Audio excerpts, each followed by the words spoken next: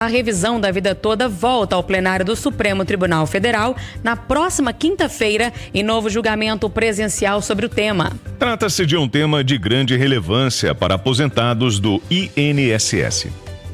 A análise do tema passou do plenário virtual para o formato presencial, atendendo ao pedido do ministro Dias Toffoli, que apresentou destaque, ou seja, o julgamento do recurso será iniciado do zero, com a apresentação do parecer do ministro Nunes Marques.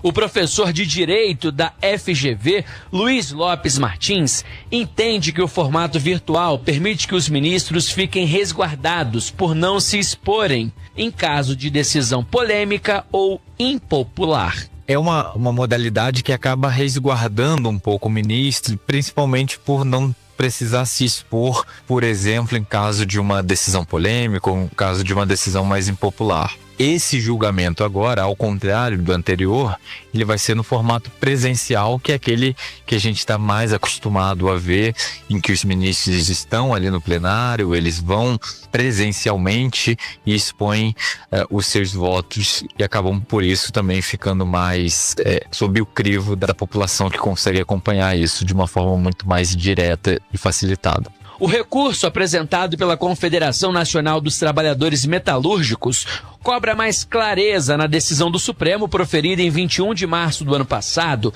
que decidiu derrubar a tese da revisão da vida toda do INSS, impedindo o segurado de escolher o cálculo que considerasse mais benéfico para a aposentadoria ou a pensão. Na ocasião, o Supremo reviu o próprio entendimento, uma vez que a Corte havia autorizado a tese da revisão da vida toda em 2022 pelo placar de 6-5. Na época, com outra configuração, o Supremo permitiu que aposentados e pensionistas que entraram na Justiça pudessem pedir o recálculo do benefício com base em todas as contribuições feitas ao longo da vida, e não apenas a partir de julho de 1994, como prevê a legislação atual.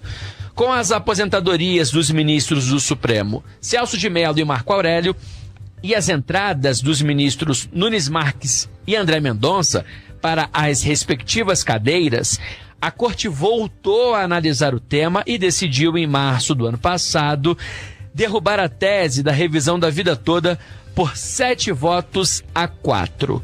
A mudança de entendimento ocorreu durante o julgamento de 2 ações de inconstitucionalidade e não o recurso extraordinário no qual os aposentados ganharam o direito à revisão. O recurso, que será analisado na quarta-feira pelos ministros, defende que os aposentados e pensionistas que ingressaram na Justiça após a decisão de 2022 e obtiveram ganho no recálculo dos benefícios não sejam obrigados a devolver os recursos recebidos e nem perderem os salários atuais.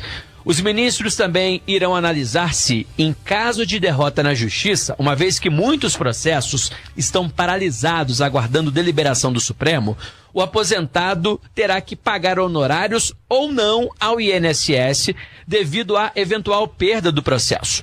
A Advocacia Geral da União defendeu a rejeição do recurso por entender que não há ilegalidade na decisão do Supremo. O professor de Direito da FGV, Luiz Lopes Martins, entende que as chances de mudanças no entendimento da tese da revisão da vida toda são remotas. Embora até existam exceções em que o tribunal volta atrás em sede de embargos de declaração, isso é sempre pouco provável, é uma situação muito excepcional. A chance maior de uma decisão positiva para os segurados é que sejam resguardados os direitos daquelas pessoas que ou já entraram com uma ação de revisão da vida toda no passado ou têm uma ação pendente esperando a decisão agora do STF. Para quem já ganhou no passado, a esperança dos aposentados e pensionistas é que o STF decida que essas pessoas não vão precisar devolver o montante que elas receberam.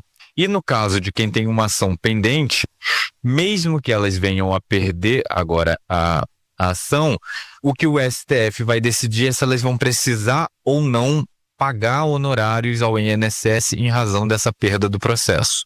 O relator do caso, o ministro Nunes Marques, defendeu no plenário virtual a rejeição dos embargos de declaração que foram apresentados pela Confederação Nacional dos Trabalhadores Metalúrgicos. Nunes Marques havia sido acompanhado no plenário virtual pelos ministros Alexandre de Moraes, Cristiano Zanin e Flávio Dino, até que o processo foi destacado pelo ministro Dias Toffoli.